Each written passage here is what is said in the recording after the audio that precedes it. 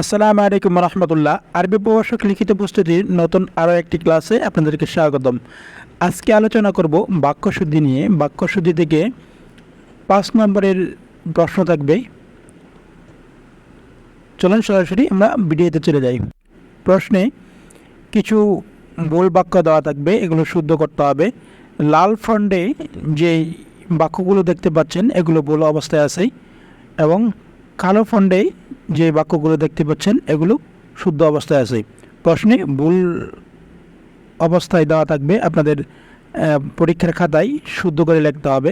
আজকে আমরা কানা দিয়ে যে ধরনের বাক্যশুদ্ধি আসতে পারে এগুলো নিয়ে আলোচনা করব।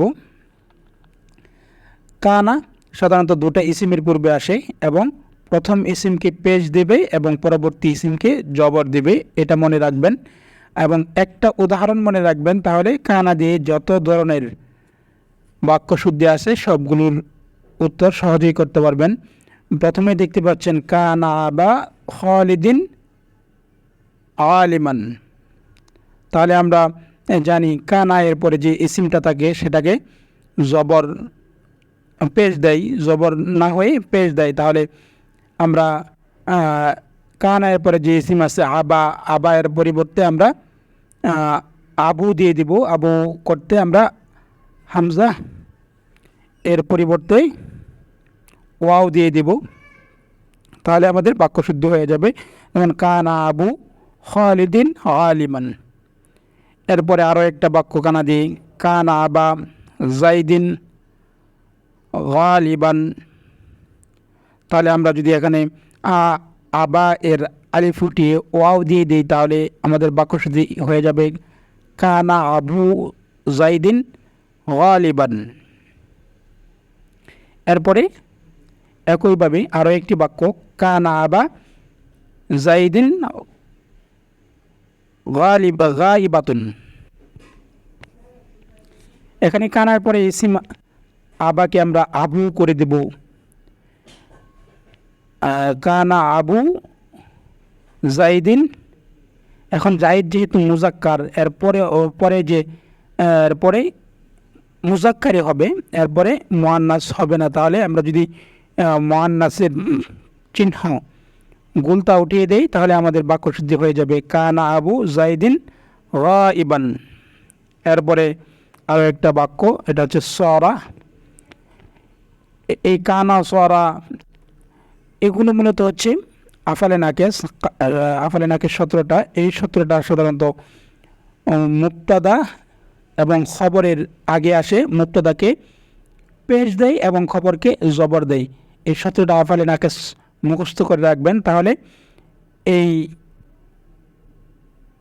আফালে নাকেস থেকে যদি কোনো বাক্যশুদ্ধি আসে সবগুলোর উত্তর করতে পারবেন। 17টা আফালে নাকেস সকলে জানেন। কানা সরা আসবাহা আমসা আদহা ওয়াল্লা বাতা রহা আদা গাদা নাজালা মাবারিহা মাফাতিয়া মানফাক্কা মাদামা লাইসা, এগুলো মনে রাখবেন। তাহলে একই নিয়মে এখান থেকে যত ধরনের বাক্যশুদ্ধি আসে তাহলে সবগুলোই দিতে পারবেন।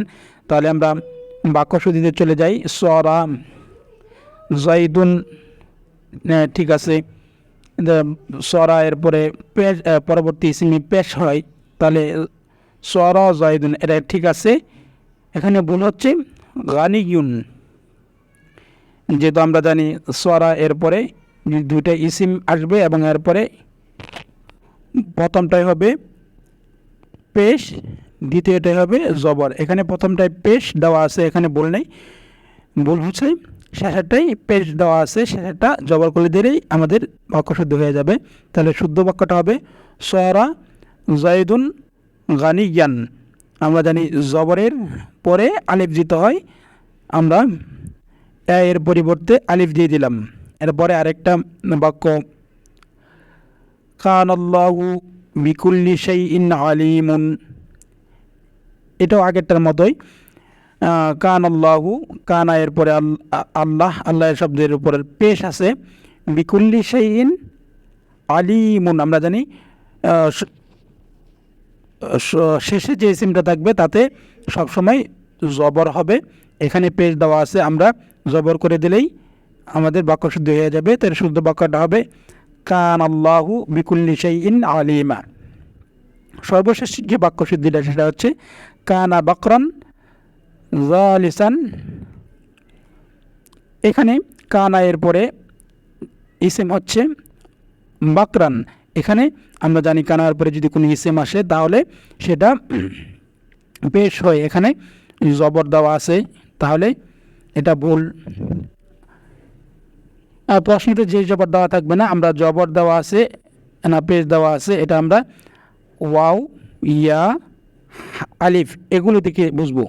যদি আলিফ দেওয়া থাকে তাহলে এখানে জবর দেওয়া আছে, এবং যদি ইয়া দেওয়া থাকে তাহলে বুঝতে পারবো এখানে জেড দেওয়া আছে, এবং যদি ওয়াও দেওয়া থাকে তাহলে আমরা বুঝবো এখানে পেশ দেওয়া আছে।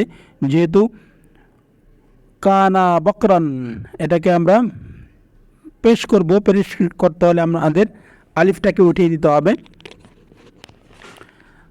তাহলে শুদ্ধ হবে কানা বাকরুন। এরপরে জালিসান আমরা জানি এই কানা মুক্তাদাকে পেশ এবং খবরকে জবর দেয়। এখানে খবরে পেশ দেওয়া আছে, তাহলে এই জালিসান জালিসুন এটাও ভুল, আমরা জালিসান করে দেব, তাহলে আমাদের বাক্য শুদ্ধ হয়ে যাবে কানা বাকরুন জালিসান। এখানে যে উদাহরণগুলো দেওয়া আছে এই উদাহরণগুলো প্র্যাকটিস করলে কানা দিয়ে এবং আফালে নাকিস দিয়ে যত ধরনের বাক্য শুদ্ধি আছে আশা করি সবগুলোই করতে পারবেন ইনশাল্লাহ। আজকের মতো এই পর্যন্তই। সকলে ভালো থাকবেন। আসসালামু আলাইকুম রহমতুল্লাহ।